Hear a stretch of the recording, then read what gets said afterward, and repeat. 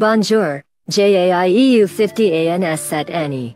Mon beau-père, qui est décédé il y a 7 ans, m'est venu à l'esprit l'autre jour. Je ne suis pas un bon conteur d'histoire, mais laissez-moi vous partager son histoire. Mon beau-père était un homme très violent jusqu'à ce qu'il tombe malade. Je n'avais pas beaucoup de problèmes, étant un beau-fils, mais mon mari et ma belle-mère ont beaucoup souffert de la violence domestique. Mon beau-père, qui aimait boire et fumer, travaillait sur des chantiers de construction. Il partait tôt le matin et rentrait le soir ivre. Le père ivre était une terreur pour la famille. Il maltraitait physiquement et verbalement toute la famille, et il s'enfuyait de lui. Cela a dû faire mal à mon mari, car il a toujours dit qu'il ne deviendrait pas une personne comme son père. Après avoir décidé de nous marier, nous sommes allés à sa maison pour rencontrer sa famille. J'étais très nerveuse. Plus précisément, j'avais peur. Mais je n'étais pas la seule nerveuse ce jour-là. Ma belle-mère et mes belles-sœurs étaient également nerveuses. Ma belle-mère a dit qu'elle avait peur, parce qu'il pouvait s'énerver à tout moment, sans raison. Il a dit qu'il se sentait mal parce qu'il était trop jeune et faible pour protéger sa mère et ses sœurs. En entendant dire de telles choses, je me suis sentie désolée pour lui. Peut-être était-ce pour cela qu'il était gentil avec sa mère et ses sœurs, mais il était assez indifférent quand il s'agissait de son père. Je savais ce qu'il ressentait à propos de son père, alors j'ai pris soin des choses qui concernaient mon beau-père. Au début, je me suis aussi sentie mal à l'aise et j'avais peur de mon beau-père. Mon beau-père savait que j'étais mal à l'aise en sa présence et il n'a pas créé de situation où j'ai dû le rencontrer seul. En raison de circonstances familiales comme celle-ci, 2 grandes vacances annuelles étaient juste une douleur. Mes belles-sœurs n'ont même pas pris la peine de rendre visite à leur famille. Le beau-père était encore plus en colère face à ce fait, ce qui a aggravé les choses avec ses paroles et ses actions violentes. Mon mari se levait toujours pour lui, prenant le parti de sa mère, ce qui a empiré les choses. Chaque fois que cela se produisait, je ramenais ma petite fille à la maison, loin du combat. Comme cela se répétait chaque année, j'avais mal à la tête. J'avais un traumatisme pour les vacances familiales non pas parce que je devais travailler autant que tout le monde, mais à cause de mon beau-père. Un jour, ma fille de 6 ans a refusé de rendre visite à ses grands-parents parce qu'elle avait peur de son grand-père. Maintenant que même la petite fille avait peur de son grand-père, mon mari était réticent à se rendre à la maison de ses parents. À un moment donné, tout le monde s'est rassemblé à ma maison, laissant mon beau-père de côté. Nous sommes simplement allés dîner sans lui. Lorsque mon beau-père l'a découvert, il a bu et tout cassé à la maison, exprimant sa colère. Comme ces circonstances vicieuses se sont répétées, je me suis aussi lassée. Après quelques années, c'était l'anniversaire de mon beau-père, il allait avoir 60 ans. L'anniversaire des 60 ans est important pour tout le monde.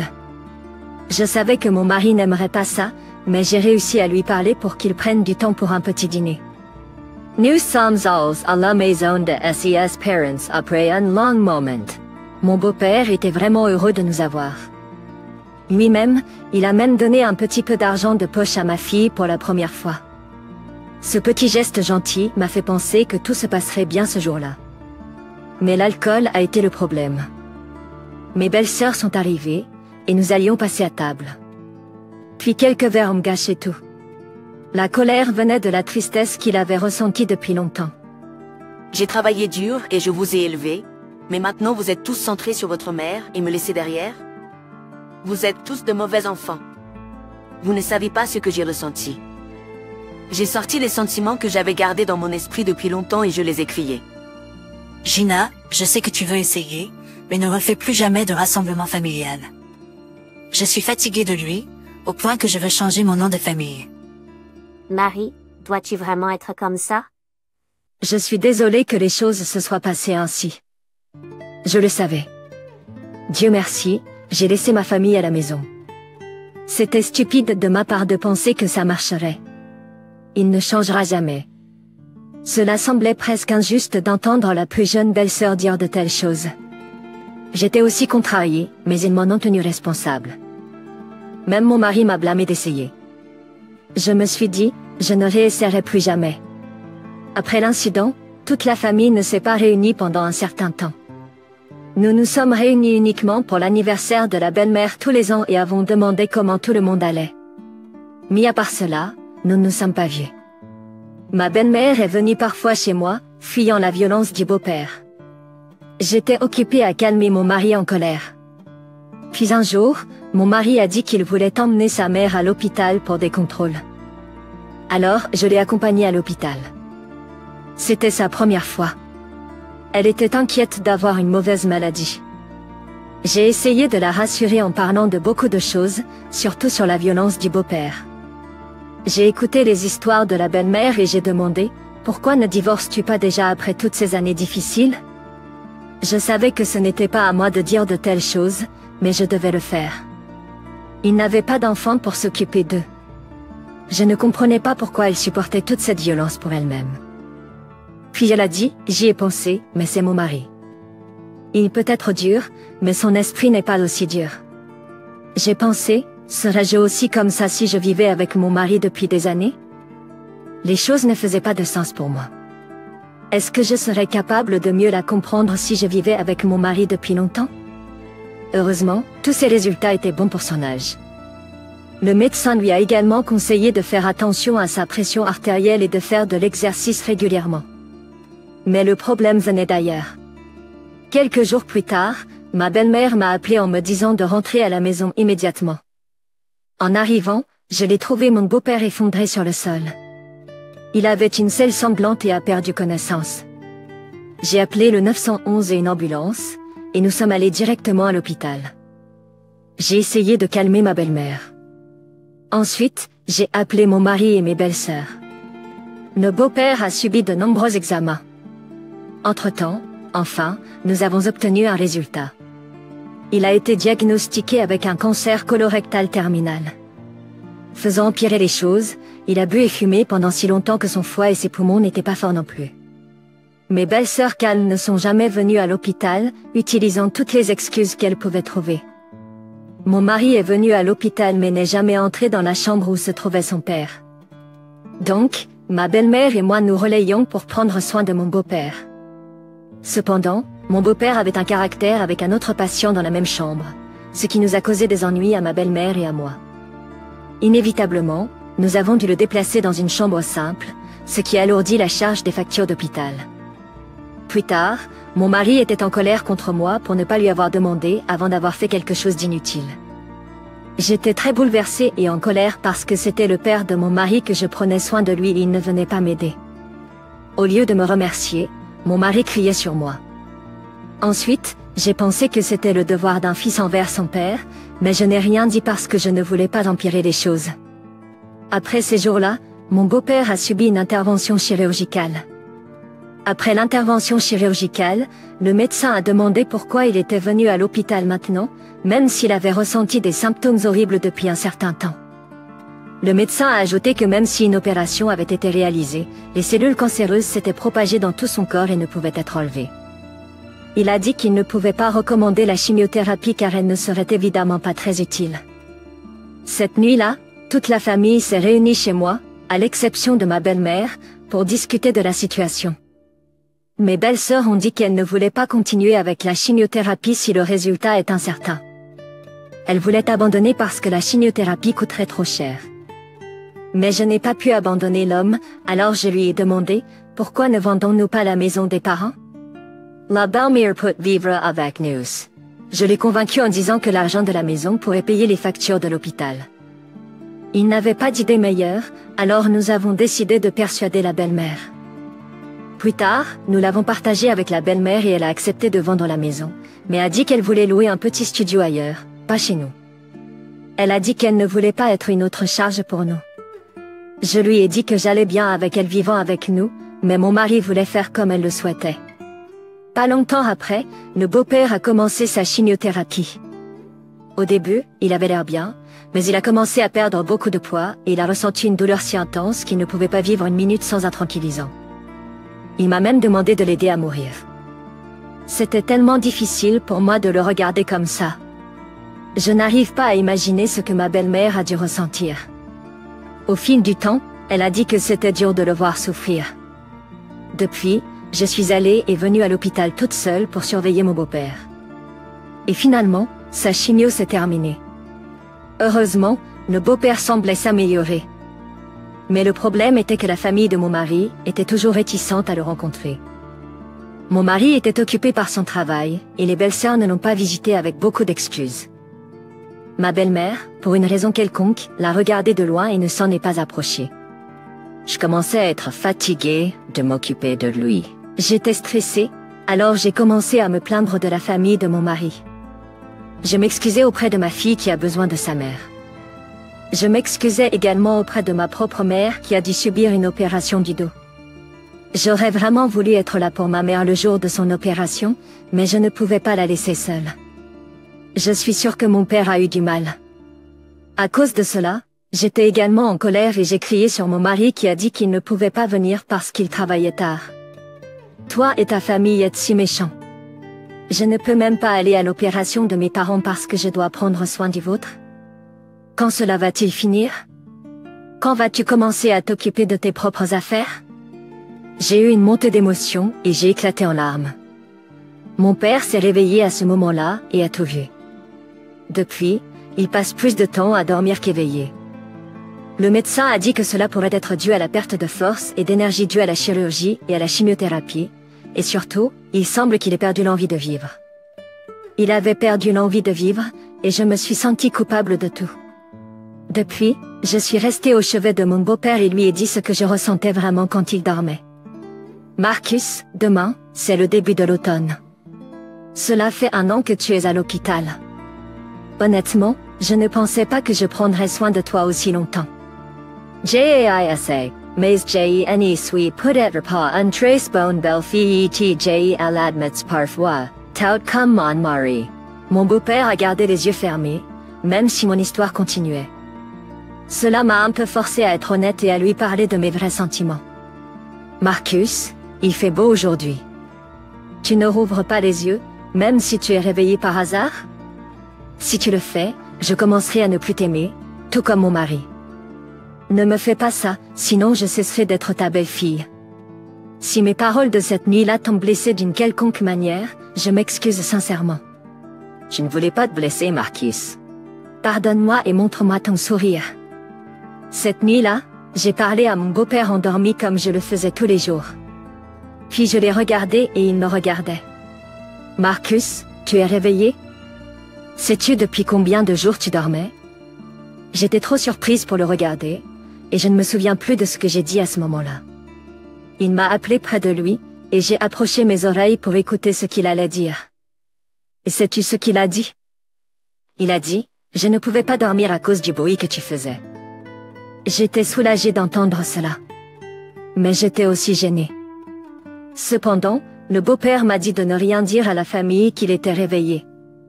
Et il m'a aussi raconté une histoire pour que je puisse la garder pour moi. C'était une histoire choquante. J'étais encore plus surprise. Je te le dis parce que je veux alléger mon fardeau. SILT played, any LE partage pas avec ma famille. Puis nous avons commencé à parler. Mes beaux-parents se sont rencontrés par l'intermédiaire d'un entremetteur. Ils se sont inscrits en couple après s'être rencontrés pendant 3 mois. Ils ne vivaient pas leur meilleur jour, alors ils ont loué un petit studio dans une cave. Et un jour, un homme est venu au studio et a dit que ma belle-mère était sa femme.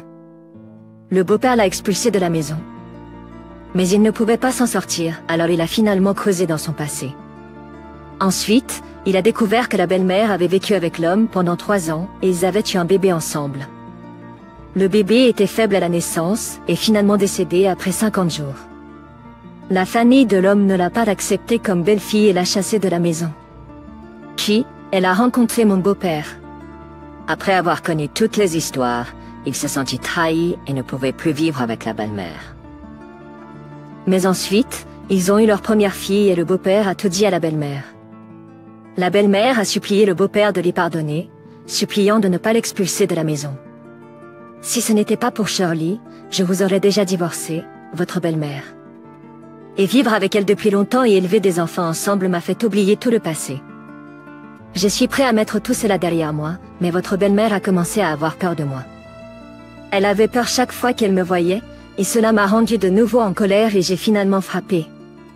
Et, bien sûr, les enfants m'ont également vu comme un père violent. J'ai fini par frapper mes enfants aussi. En entendant tous ces récits, mon beau-père a pleuré. Alors je lui ai dit ce que je pensais. Il n'est jamais trop tard pour raconter votre histoire à votre famille. Ils vous ont tous mal compris, tout comme je l'ai fait. Mais il a secoué la tête. Ensuite, ils découvriront l'histoire pacifière de leur mère. Je ne peux pas faire ça à elle. Je suis désolée de vous laisser ce fardeau. J'avais l'intention de l'emmener dans ma tombe, mais maintenant je suis triste, sachant que je vais bientôt mourir. Je suis désolée, mon cher. En écoutant toutes ces histoires maintenant, je comprends pourquoi il a agi ainsi. Je ne dis pas que je suis d'accord avec sa violence. Je m'identifie simplement à ses sentiments. Je suis sûre que beau-père s'est senti plus à l'aise en se déchargeant de ses fardeaux. Il n'a pas laissé sa famille savoir qu'il était réveillé. Il est décédé paisiblement, comme s'il dormait. Près de sa mort, sa chambre était silencieuse comme la mort. J'ai rompu la promesse et j'ai partagé l'histoire avec ma belle-mère. Je suis désolée de ne pas vous l'avoir dit plus tôt. Le beau-père m'avait demandé de ne pas le faire. Je ne pouvais pas le laisser partir ainsi. J'espère vraiment que vous savez au moins comment il s'est senti à votre égard et envers la famille avant qu'il ne soit trop tard. Ma belle-mère avait l'air choquée. Elle s'est effondrée au sol et a pleuré pendant un moment. Mais comme le beau-père n'avait plus beaucoup de temps, je l'ai calmée et l'ai emmenée dans la chambre. Elle a pris ses mains. Les autres membres de la famille m'ont regardé, surpris.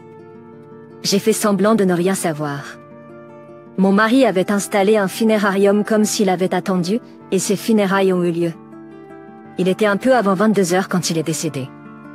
Mon mari a hâte de commencer les funérailles, disant que nous devions commencer bientôt pour compter aujourd'hui comme l'un des 3 jours de la cérémonie funéraire. Les belles-sœurs ont également été d'accord avec mon mari, disant que leur père les aidait en mourant à 22 heures et en raccourcissant la période de la cérémonie. Elle semblait également satisfaite. Quand j'ai entendu ces mots, j'étais en colère. J'allais leur crier dessus. Puis, j'ai dit, votre père vient de décéder. Est-ce que vous m'entendez? Il n'était pas un bon père, mais vous ne pouvez pas être comme ça. Est-ce que vous serez aussi comme ça quand je mourrai? Ses lèvres ont tremblé alors qu'elle criait sur mon mari et mes belles-sœurs. C'était la première fois que je la voyais comme ça. La dernière nuit de la cérémonie funéraire, elle a regardé la photo de mon beau-père et a dit « Comment as-tu tenu bon, idiot? J'aurais dû te divorcer. Ensuite, tes enfants ne t'auraient pas traité de cette façon, ni les voisins. Je suis désolée, chérie. » Je lui ai préparé un thé chaud et je suis allée lui parler. Ensuite, je lui ai pris la main. « Merci, chérie. Sans toi, j'aurais oublié ce que j'ai fait. Non, Nama. I'll pourrait essayer mettre en colère contre moi plus tard. » Elle a enfin esquissé un petit sourire et a serré mes mains fort. Grâce à toi, j'ai tenu la main de mon beau-père pour la première fois depuis longtemps. Ensuite, je me suis souvenu que ses mains étaient très chaudes. Si je savais qu'il allait partir comme ça, je les aurais serrées plus souvent. Ma belle-mère a pleuré longtemps sans faire de bruit. Puis, tout à coup, mon mari ivre est venu vers elle et a commencé à se plaindre de ses larmes. Tu es vraiment stupide. Tu as été maltraitée depuis si longtemps, et tu es toujours triste pour lui. Je me sens bien. Maintenant, la personne qui a gâché notre famille est partie. Je me sens juste bien. Mais, pourquoi pleures-tu comme si tu étais triste? Tu me fais honte. Il disait aussi des mots méchants à sa mère. Il est tout simplement comme son père, pas très bon pour exprimer les émotions. Mais ensuite, la belle-mère s'est levée et a giflé mon mari.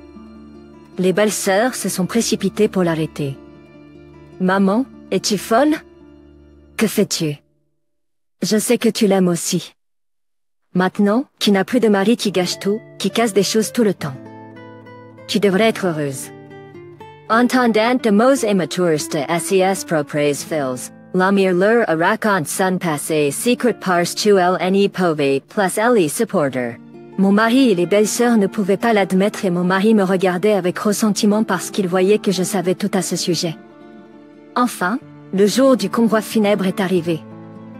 Je lui ai tout dit avant d'aller au convoi funèbre. Il a pleuré tout le chemin jusqu'au cimetière. Les belles-sœurs ont également commencé à pleurer. Les dernières minutes avec le beau-père ont été remplies de larmes.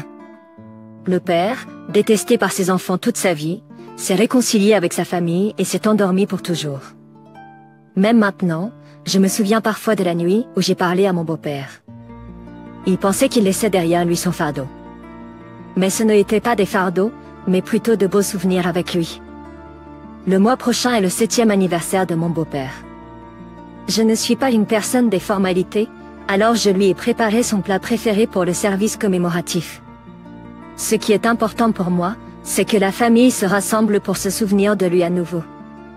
Je voulais vraiment le réconforter car il était triste d'être exclu de la famille pendant qu'il était en vie. La famille, c'est ce que je ressens et ne manque jamais d'assister à la cérémonie. Il nous a laissé un très grand cadeau, la famille. Je pense que chaque adieu laisse des sentiments persistants. Les mauvais souvenirs sont perdus et les bons souvenirs deviennent encore plus solides avec le temps. Au final, ce sont les souvenirs qui durent. J'espère que vous n'avez pas de regrets et que vous parlez souvent à votre famille. Merci de m'avoir écouté l'histoire de mon beau-père. S'il vous plaît, laissez vos mots de soutien et de conseils avisés dans la section commentaires. Les likes et les abonnements m'aident beaucoup. Passez une excellente journée, tout le monde.